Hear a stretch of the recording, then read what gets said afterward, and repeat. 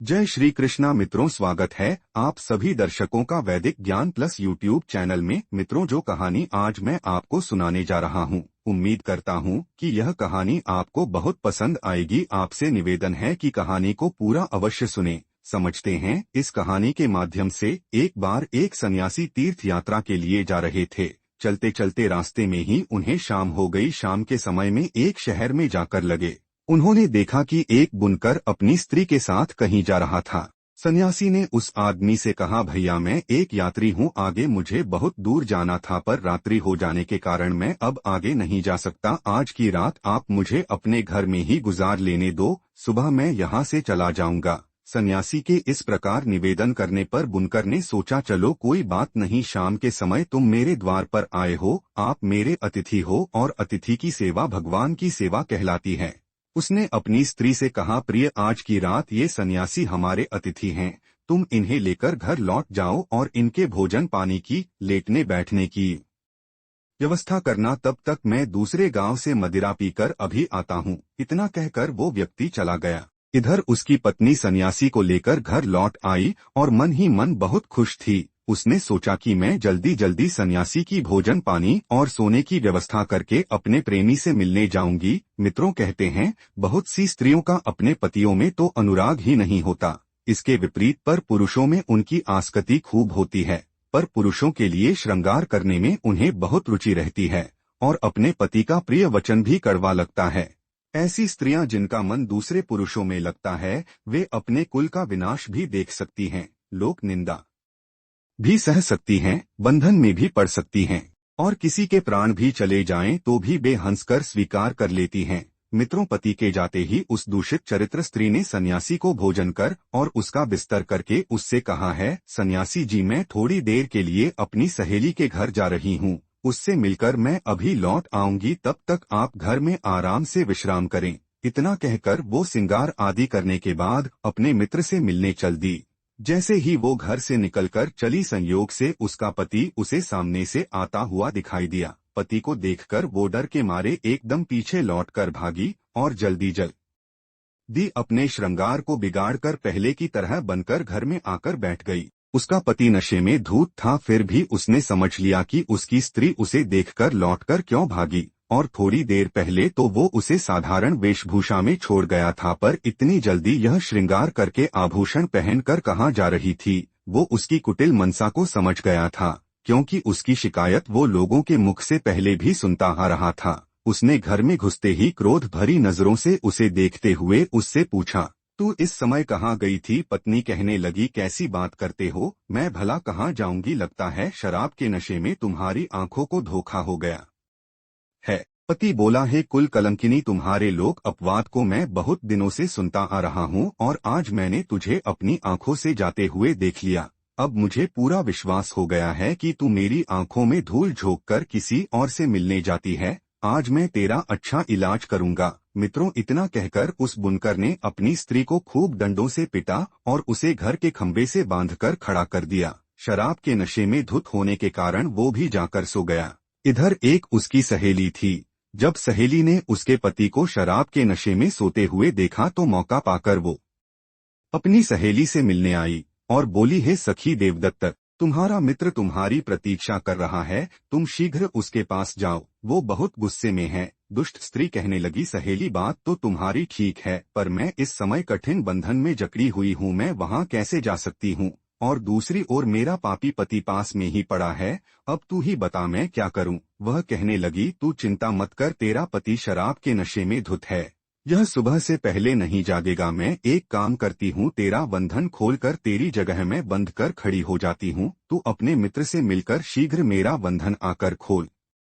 देना। समझ में आ गई। उसने वैसा ही किया। उसने अपनी सहेली नयना को अपने स्थान पर बांधकर खड़ा कर किया और स्वयं अपने मित्र के पास चली गई। इधर क्या हुआ, उसका शराबी पति नींद से जागा, नशा कम हो जाने के कारण उसका गुस्सा भी कम हो चुका था। बुनकर कहने लगा, देख आज के बाद तू बाहर जाना छोड़ देगी और मुझसे कठोर वचन बोलना भी छोड़ देगी तो मैं आज तेरा बंधन खोल सकता हूँ। पर उस बेचारे को क्या मालूम था कि जिससे मैं बंधन खोलने की बात कर रहा हूँ वह मेरी स्त्री नहीं बल्कि उसकी सहेली है। आवाज पहचाने जाने के कारण नैना ने उसकी बात का कोई जवाब नहीं दिया। बुनकर ने फिर वही बात दोहराई, पर वो फिर भी कुछ नहीं बोली। उसको निरुत्तर देखकर बुनकर को फिर गुस्सा चढ़ाया। उसने गुस्से में एक धारदार हथियार से उसकी नाक काट डाली और उसे गाली देता हुआ फिर सो गया। इधर वो सन्यासी ये सारी कहानी देख रहा था। उधर काफी देर के बाद जब बुनकर की स्त्री लौट कर आई तो उसने नैना से पूछा,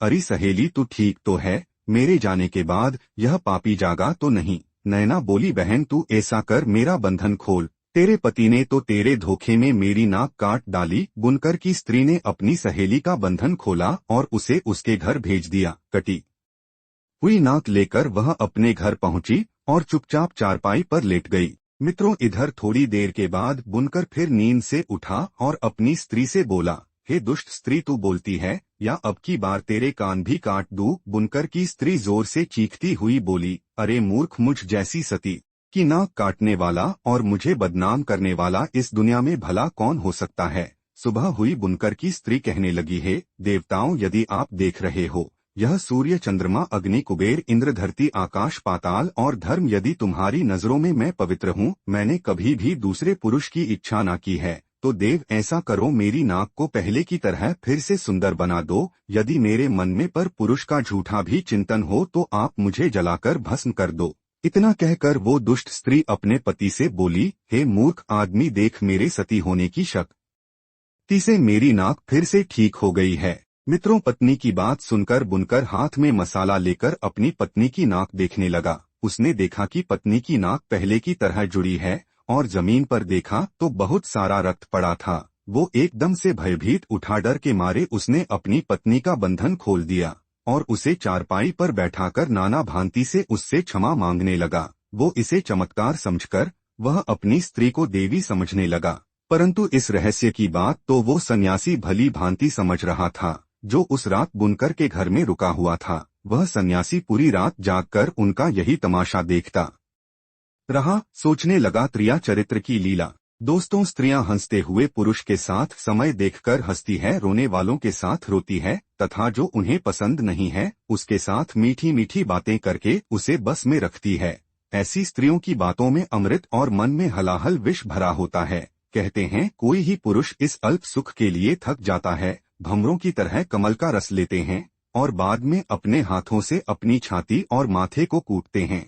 ये सब सोचते सोचते सन्यासी की रात बड़ी मुश्किल से कट पाई। उधर नकटी नैना ने सोचा कि रात तो कट गई, अब मैं अपने पति को क्या जवाब दूंगी, कौन सा यत्न करूं जिससे भेद उजागर ना हो। वो ये सब सोच ही रही थी कि इतने में उसका पति, जो काम की तलाश में राजा के महल में गया था, सुबह सुबह लौट कर आया और लोगों की हजामत बनाने के लिए हजामों की पेटी मांगने लगा। परंतु नैना ने क्या किया, वह अपने भेद को छुपाने के लिए पहले से तैयार बैठी थी। उसने पेटी में से एक छुरा निकालकर फेंक दिया। उसने देखा कि इसने पेटी की जगह एक छुरा मुझे दिया है, वो भी फेंक कर, तो उसने वह छुरा नैना की ओर गुस्से से फेंकते हुए बोला, ये छुरा पेटी में रखकर पूरी पेटी ही मुझे दे दो। जैसे ही छुरा नैना की ओर फेंका, मौका लग गया। वो अपनी नाक पकड़कर चिल्लाती हुई घर से बाहर आकर चीखने लगी, कहने लगी, अरे देखो, मेरे पति ने मेरी नाक काट डाली, मुझे बचाओ, इस दुष्ट ने मुझ जैसी शतवंती नारी की नाक काट कर मुझे कलंकित कर दिया। मित्रों, अब क्या था, स्त्री के रोने चिल्लाने की आवाज सुनकर राजा के सिपाही दौड़े दौड़े आए और नाई को पीटते हुए राजा के दरबार में ले गए और बताया कि महाराज, इसने बिना कसूर अपनी स्त्री की नाक काट दी, इसे कठोर दंड दिया जाए। राजा ने नाई से पूछा, नाई, तुम्हारी स्त्री ने क्या अपराध किया था जो तुमने उसकी नाक काट दी? क्या वो परपुरुष को चाहती थी? क्या वो किसी परदेसी के साथ बातचीत कर रही थी? क्या इसने कोई चोरी की है? साफ साफ बताओ। राजा के पूछने पर नाई डर के मारे कुछ नहीं बोला। नाई को चुप देखकर राजा ने समझ लिया कि नाई ने बिना अपराध पत्नी की नाक काटी है, क्योंकि कहते हैं, पाप कर्म करने वाला मनुष्य अपने कर्म से डर जाता है, उसके चेहरे का रंग और आवाज बदल जाती है, वह नजर मिलाकर बात नहीं कर सकता, उसका तेज उड़ जाता है। याद रखना मित्रों, जिसके मुंह का रंग फीका पड़ गया हो, मस्तक पर पसीना आता हो, जिसके चलने पर पैर लड़खड़ाते हो, जो भर्राई हुई आवाज में बोलता हो, जो नजर झुकाकर बात करता हो, ये दोषी होने के लक्षण होते हैं। राजा ने नाई को सूली पर चढ़ाने का आदेश दे डाला। राजा के सिपाही बेचारे निर्दोष नाई को सूली पर चढ़ आने के लिए ले जाने लगे। उधर उसी सन्यासी ने देखा कि आज एक बेकसूर नाई स्त्री के झूठे आरोप के कारण मारा जा रहा है, तो वो अपने आप को रोक नहीं पाया। वो एकदम से भागता हुआ राजा के दरबार में पहुंचा और बोला, है महाराज, अन्याय हो रहा है, यह गरीब नाई बिल्कुल निर्दोष है। अब तो सन्यासी ने बुनकर के घर की रात वाली घटना पूरी राजा को सुना दी। राजा ने सन्यासी की बात सुनकर तुरंत बुनकर को बुलाया और नाक काटने वाली बात पूछी, तो बुनकर ने भी बताया कि रात में उसने अपनी स्त्री के धोखे में शायद इस स्त्री की नाक काट दी है। राजा ने नाई को तो छोड़ दिया, बुनकर और नाई की स्त्री के नाक कान कटवाने का आदेश जारी कर दिया। राजा ने उन दोनों के नाक कान काटकर उन्हें छोड़ दिया। सन्यासी भी अपने आश्रम को वापस लौट गया। सोचने लगा, किसी निर्दोष की जान बचा देना भी किसी तीर्थ से कम नहीं है। जैसी करनी वैसी भरनी दुष्ट स्त्रियों के चरित्र को देवताओं भी नहीं समझ पाए। मित्रों, यह कहानी आपको कैसी लगी, आप हमें कमेंट के माध्यम से जरूर बताएं और वीडियो को लाइक करके हमारे चैनल वैदिक ज्ञान प्लस को सब्सक्राइब करें। राधे राधे, जय श्री कृष्णा।